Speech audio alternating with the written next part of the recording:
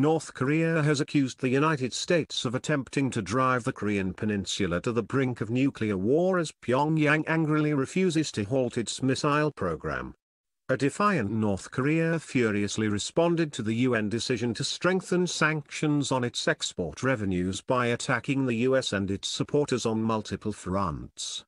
Foreign Minister Jong-Un issued a statement at the Association of Southeast Asian Nations (ASEAN) forum in Manila on Monday, saying North Korea is ready to give the United States a severe lesson with its strategic nuclear force if it takes military action against it, and will not put its nuclear program or its missiles on the negotiating table. He described the new UN sanctions as being fabricated, adding, "We will under no circumstances put the nukes and ballistic rockets on their negotiating table." Early Tuesday morning, North Korea released a statement via its permanent mission to the United Nations calling the United States frenzied and desperate. The statement said the US is trying to drive the situation of the Korean peninsula to the brink of nuclear war, running amok to conduct missile drill against the DPRK, North Korea, and deploying massive strategic equipment to the peninsula. Neither shall we flinch even an inch from the road to bolstering up the nuclear forces chosen by ourselves unless the hostile policy and nuclear threat of the US against North Korea is fundamentally eliminated. He warned there would be strong follow-up measures and acts of justice and said the resolution showed the United Nations had abused its authority. Earlier North Korea said in a statement it would launch thousands-fold revenge against the US over the sanctions. There is no bigger mistake than the United States believing that its land is safe across the ocean, it said. The warnings come amid reports that the North and South Korean foreign ministers met briefly on Sunday night on the sidelines of the ASEAN summit.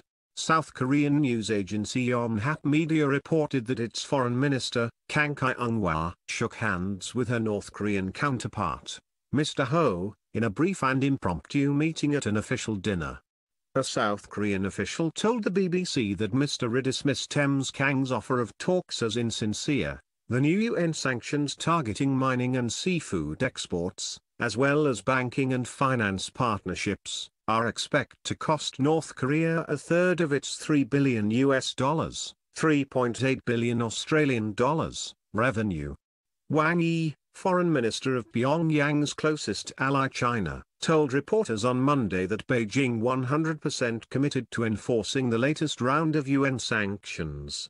U.S. Secretary of State Rex Tillerson said it was hoped the sanctions would ultimately result in North Korea negotiating a cessation of its weapons program, and when the conditions are right that we can sit and have a dialogue around the future of North Korea so that they feel secure and prosper economically, Mr. Tillerson told a media conference in Manila. During an hour-long phone call on Monday, South Korean President Moon Jae-in and U.S. President Donald Trump vowed to continue cooperating to rein in North Korea, particularly ahead of a regular joint military drill set for late August, South Korean Presidential Office spokesman Park Soo-hyun said.